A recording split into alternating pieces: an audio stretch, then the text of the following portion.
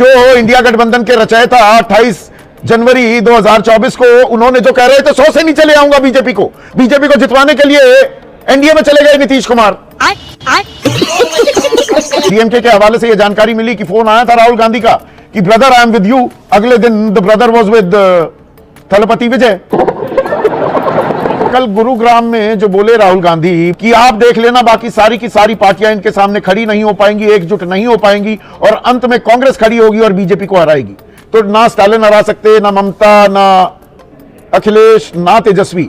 ये कैसी एकता दिखा रहे हैं? ये कौन सा राग अलाप रहे हैं? अरे मैं क्या बताऊं मैं?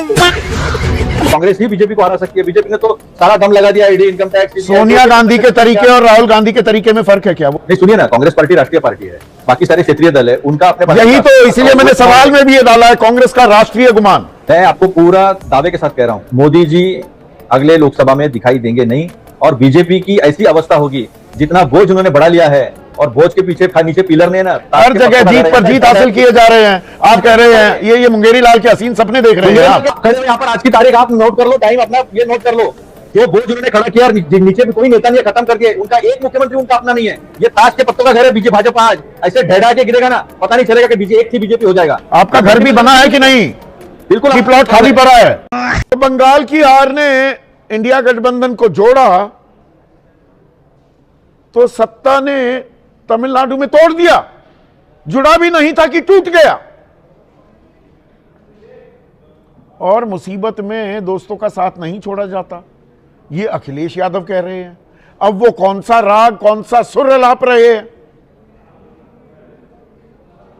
तो आज शपथ ग्रहण समारोह हो गया। बंगाल, पश्चिम बंगाल में कमल खिल गया है। पूरा पूर्वी भारत अब भगवा रंग में रंग चुका है। बीजेपी का कब्जा हो चुका है। मनोज काका सब मिल भी रहे हैं और साथ भी छोड़ रहे हैं। मुश्किल वक्त में साथ भी छोड़ा जा रहा है और गठबंधन मजबूत भी हो रहा है। थोड़ा समझाइए ये कौन सा केमिकल रिएक्शन हो रहा है? नहीं, देखिए, आपने सबसे बेहतर जो राष्ट्रीय अध्यक्ष जी ने जो ट्वीट किया है उसको आपने व्यापक संदर्भ में भी समझाया और यही हमारी परंपरा रही है। इसी को कबीर ने भी कहा है कि कबीरा ऐसा कीजिए ढाल सरीका हो और दुख में तो आगे रहे, सुख में पीछे हो। तो हमारी परंपरा हमेशा से रही है कि किसी भी व्यक्ति के, किसी भी साथी के, किसी भी दोस्त के कठिन समय में उसके साथ रहा जाता है। तो कांग्रेस ने साथ छोड़ दिया ना एमके स्टालिन का।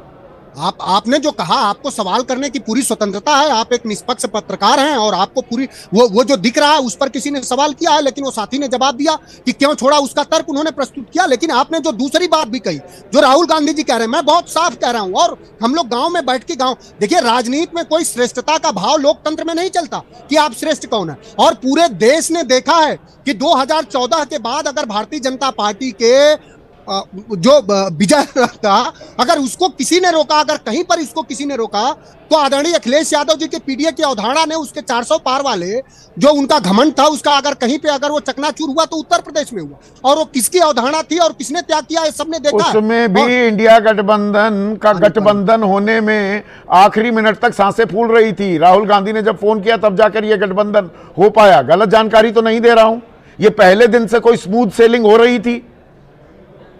देखिए, आप जो जानकारी दे रहे हैं वो क्या, जो चीजें अंदर है, डॉक्टर लोहिया कहते थे कि चौकी की बात चौका में नहीं होनी चाहिए। अब वो गठबंधन हमारा रहा, लेकिन उसका रिजल्ट जो आया, जो परिणाम आया, उसको पूरे देश ने देखा। ये भी क्या वो गठबंधन में जयंत चौधरी जिनको राज्यसभा पहुंचवाया, वो जयंत चौधरी फरवरी में साथ छोड़कर चले गए थे। जो इंडिया गठबंधन के रचयिता 28 जनवरी 2024 को उन्होंने जो कह रहे थे 100 से नीचे ले आऊंगा बीजेपी को जितवाने के लिए एनडीए में चले गए नीतीश कुमार। ये भी तो हुआ था। बंगाल ने, या बंगाल की हार मैं कह दूं, इंडिया को जोड़ा और तमिलनाडु में टूट भी गया। तमिलनाडु में सत्ता ने तोड़ दिया। इंडिया गठबंधन है भी कि नहीं? ऐसा ये कोशिश तो बहुत बीजेपी करती है इस तरह के नैरेटिव फैलाने के, लेकिन उनको इसमें कभी सफलता नहीं मिलने वाली। ये मैं तो दो टूक आपको कह रहा हूँ। उन्होंने जिस तरह से विजय को एक 7-8 सीटें कम पड़ गई, तो उसमें खींचकर एक सीट जो भी 900 वोट से चुन के आई है, उसके बदौलत खींचने की जो कोशिश की है राज्यपाल के माध्यम से, ऐसी घिनौनी हरकत जो है कर्नाटक में एक, महाराष्ट्र में एक और तमिलनाडु में एक, पक्ष के लिए अलग, बीजेपी के लिए अलग संविधान, विपक्ष के लिए अलग संविधान, ये जो हरकतें की है ये सबने देखी। और जिस तरह से लताड़ा है, डीएमके भी हो, डीएमके ने और बाकी सब पार्टियों ने, तो होश ठिकाने आ गए हैं। अब रही बात होश ठिकाने आगे नहीं, आपने कहा ये बीजेपी का नैरेटिव है, ये एमके स्टालिन बैकस्टैबर किसे कह रहा है, पीठ में छुरा घोंपने वाला किसे बता रहा है?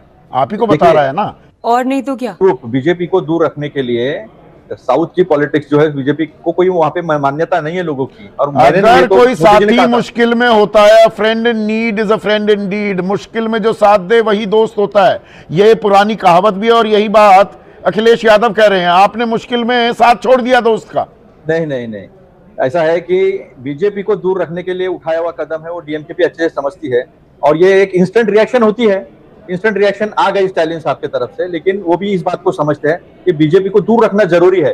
अगर वो इस बात को नहीं समझते तो उसको अलग तरीके से भी जवाब दे सकते थे। तो एमके स्टालिन को समझाते, एमके स्टालिन को कहते आउटसाइड सपोर्ट देगा डीएमके गठबंधन, टीवीके को आउटसाइड सपोर्ट होती है ना, कंडीशनल सपोर्ट होती है, सशर्त समर्थन, वो दे देते।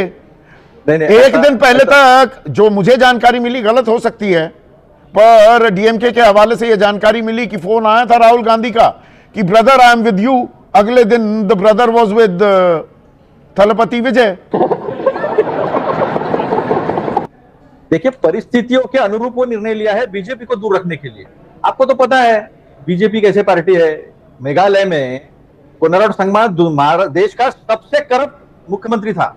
तो जिस पार्टी की बदौलत 5 आपके विधायक, 9 आपके सांसद जो बने थे 2024 में तमिलनाडु से, उस पार्टी को जब मुश्किल वक्त आया आपने मझधार में छोड़ दिया।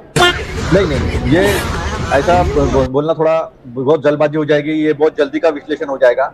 लेकिन मैं एक बात ये कह रहा हूँ, चाहे स्टालिन साहब हो, विजय हो, ये सारे लोग जो है आज बीजेपी के तानाशाही के खिलाफ खड़े हैं। और आपको कांग्रेस से दूरी बना ली। कणिमई ने लिख दिया है लोकसभा स्पीकर को, ओम बिरला जी को, कि भैया हम कांग्रेस के साथ नहीं बैठेंगे, अब संसद में हमारी बैठने की अलग व्यवस्था की जाए। ऐसा तो नहीं कहा ना एनडी के साथ बैठेंगे। अरे आपके साथ नहीं बैठेंगे उसका क्या मतलब है? नहीं ठीक है, इंस्टेंट स्पीकर को चिट्ठी लिख देना नहीं। देखिए, एक तल्ख बयानबाजी अलग होता है, एक बाकायदा चिट्ठी लिख देना स्पीकर को कि हम साथ नहीं बैठेंगे अब कांग्रेस के। नहीं ठीक है, ये अभी का रिएक्शन हो सकता है, लेकिन मैं आपको दावे के साथ कह सकता हूं कि उनकी विचारधारा, उनकी सोच कांग्रेस के साथ मिलती है, इस देश के लोकतंत्र के साथ, संविधान के साथ मिलती है। और तो आप साथ लेकर चल रहे हैं क्या? सबको साथ लेकर चल रहे हैं? या कल गुरुग्राम में जो बोले राहुल गांधी, ब्रजेंद्र सिंह की जो ये पदयात्रा के दौरान एक रैली भी की, कि आप देख लेना बाकी सारी की सारी पार्टियां इनके सामने खड़ी नहीं हो पाएंगी, एकजुट नहीं हो पाएंगी, और अंत में कांग्रेस खड़ी होगी और बीजेपी को हराएगी। तो ना स्टालिन हरा सकते, ना ममता, ना अखिलेश, ना तेजस्वी। ये कैसी एकता दिखा रहे हैं? ये कौन सा राग अलाप रहे हैं? अरे मैं क्या बताऊं मैं। एक बात आप समझ लीजिए, सीधे सीधे सामने सामने के लड़ाई में कांग्रेस ने राजस्थान हो, छत्तीसगढ़ हो, मध्य प्रदेश हो, कर्नाटक हो, पंजाब हो, काफी सारे चुनाव राज्यों में जो है वो सीधे सीधे हराया। और कांग्रेस ने 2004 से लेकर 2014 तक जो है वो गठबंधन की राजनीति, सक्सेसफुल राजनीति, सबको सम्मान साथ में लेने की राजनीति करके दिखाई है। तो कांग्रेस के साथ ही कांग्रेस ही बीजेपी को हरा सकती है। बीजेपी ने तो सारा दम लगा दिया, ED, income tax. Sonia Gandhi के तरीके और राहुल गांधी के तरीके में फर्क है क्या? वो सोनिया गांधी वो ज्यादा एक्सेसिबल थी, घटकों की बातें ज्यादा पेशेंस के साथ, शालीनता के साथ सुनती थी।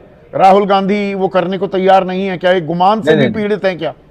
नहीं, मैं इस बात से कतई सहमत नहीं हूँ। काफी डाउन टू अर्थ है, काफी हम्बल है राहुल जी, और अपने विचारों से और विचारधारों से, धारा से, और जो मिशन है उनका इस देश में लोकतंत्र को वापस लाना और सभी जाति, धर्मों, पंथों के लोग जो है उनको एक समानता की और एक नहीं, मुझे एक चीज बताइए अतुल भाई, एक चीज बताइए, स्टालिन साथ नहीं, ममता आज मजबूरी में कहती रहे, वो तो कभी साथ थी नहीं, वो तो इंडिया गठबंधन का हिस्सा भी है या नहीं, मुझे उस पर संशय है। अब वो चाहे बोलती रहे। अखिलेश यादव कह रहे हैं गठबंधन मजबूत रहेगा, पर वो ममता के साथ खड़े हैं और डीएमके के साथ खड़े हैं। सभी एक दूसरे के साथ खड़े। आपने अरविंद केजरीवाल से बातचीत तक नहीं होती राहुल गांधी की, कांग्रेस की। तो देखिए, अरविंद इंडिया गठबंधन के कौन है घटक? इंडिया गठबंधन है कहां पर? क्या रे भिख मंगिया? इंडिया गठबंधन है, बिल्कुल ताकत से खड़ा है। आप देखिए जैसे नतीजे आए तो सबसे पहले किसी ने अगर ममता जी को संभाला होगा तो मैडम सोनिया जी और राहुल जी है। अगर आपने जिस तरह के विश्लेषण करने की कोशिश की कि उसमें पेशेंस है क्या, नहीं है, अगर नहीं होता और मुश्किल में साथ खड़े होने की मानसिकता नहीं होती तो ममता जी को फोन क्यों जाता। ठीक है, इंडिया गठबंधन लोकसभा के लिए बना था, सादी क्षेत्रीय पार्टियां है, अपने अस्तित्व के लिए लड़ती है। तो विधानसभा में कहां गठबंधन हुआ? नहीं सुनिए ना, कांग्रेस पार्टी राष्ट्रीय पार्टी है, बाकी सारे क्षेत्रीय दल है, उनका अपने यही तो, इसीलिए मैंने सवाल में भी ये डाला है, कांग्रेस का राष्ट्रीय गुमान। नहीं, कोई राष्ट्रीय गुमान नहीं है, सबको साथ लेने का। हम अपने अस्तित्व के लिए, हम अपनी पार्टी बनाने के लिए लड़ रहे हैं और ये करते हुए हमने हमारे सारे, तो आप अस्तित्व, अपने अस्तित्व के लिए लड़ेंगे तो आपको लड़ना पड़ेगा तेजस्वी से भी। वो इतनी सीटें मांगी और उसमें तेजस्वी का भी प्रदर्शन अच्छा नहीं रहा, पर आपका तो कुल जमा 6 सीट आप जीत पाए। नहीं देखिए, पिछली बार भी कमजोर कड़ी आप थे। ये जितने क्षेत्रीय दल बने हैं वो तो कांग्रेस के वोट बैंक पर, कांग्रेस की जमीन पर इन्होंने अपनी फसल उगाई है ना, तो विरोधाभासी गठबंधन है ये तो। नहीं संदीप जी, 28 सीटें हमें ऑफर की थी स्टालिन जी ने, और without power sharing Vijay ji ने हमें 75 सीटें ऑफर की थी, और हमें पावर शेयरिंग भी दिया था, लेकिन फिर भी हम गठबंधन में रहे, डीएमके के साथ रहे। आज बीजेपी को घुसने नहीं देना है वहां पर, ये प्रायोरिटी है, ये पॉलिटिकल रिक्वायरमेंट है, ये वक्त की जरूरत है, किसी को स्टैबिंग नहीं हुआ है। उसमें तो और बहुत कुछ जानकारी मेरे पास है, अपुष्ट है, इसलिए मैं उसको अंडरलाइन नहीं करूंगा। पर राहुल गांधी तो पहले से ही विजय के साथ गठबंधन करना चाह रहे थे, वहां पर आपके प्रदेश अध्यक्ष, इधर आपके राष्ट्रीय अध्यक्ष, कुछ और खेल हो गया। आप भी जानते हैं, मैं भी जानता हूं। चर्चा तो ये इतनी चर्चाएं इंडिया गठबंधन के स्वास्थ्य के बारे में, उसकी मजबूती के बारे में क्या कहती हैं अतुल भाई? मैं आपको पूरा दावे के साथ कह रहा हूं, मोदी जी अगले लोकसभा में दिखाई देंगे नहीं, और बीजेपी की ऐसी अवस्था होगी, जितना बोझ उन्होंने बढ़ा लिया है, और बोझ के पीछे नीचे पिलर ने ना, हर जगह जीत पर जीत हासिल किए जा रहे हैं। आप कह रहे हैं ये मुंगेरी लाल के हसीन सपने देख रहे हैं आप। हसीन सपने नहीं है, आप खड़े हो यहाँ पर, आज की तारीख आप नोट कर लो, टाइम अपना ये नोट कर लो, जो बोझ उन्होंने खड़ा किया और नीचे भी कोई नेता नहीं है, खत्म कर दिया। उनका एक मुख्यमंत्री उनका अपना नहीं है, कोई नेता खड़ा नहीं किया है। ये ताश के पत्तों का घर है बीजेपी भाजपा। आज ऐसे ढेढ़ा के गिरेगा ना, पता नहीं चलेगा कि बीजेपी एक थी बीजेपी हो जाएगा। आपका घर भी बना है कि नहीं? बिल्कुल, की प्लॉट खाली पड़ा है। बहुत अच्छी लीडरशिप है हमारे पास, बहुत अच्छा हमने सीख लिया है, कन्वीनर है, हम सचिवालय है, एक विचारधारा है, कोई कॉमन मिनिमम प्रोग्राम है, एक विचारधारा कॉमन मिनिमम प्रोग्राम है, लोकतंत्र जाना है। जिस तरह से हिंदू मुसलमान कर इस देश को विभाजन में डाला है, कुछ विभाजन खत्म करना है। कब होने वाली है अगली बैठक इंडिया गठबंधन की? कितने लोग आएंगे आमने सामने, कब बैठेंगे? हर पार्लियामेंट में हर वक्त इंडिया गठबंधन की बैठक होती है। हमारे एलओपी, हमारे राष्ट्रीय अध्यक्ष मल्लिकार्जुन खड़गे जी के चैम्बर में बैठक होती है, सारी बातचीत होती है, सारे निर्णय वही होते हैं। महाराष्ट्र में इतनी इंडिया गठबंधन की, हाँ इंडिया गठबंधन की बैठक होती है ना। कहाँ, कब हुई? सारी वीडियो आपको, अरे उनके पार्लियामेंट्री ऑफिस में होती है ना, एलओपी के।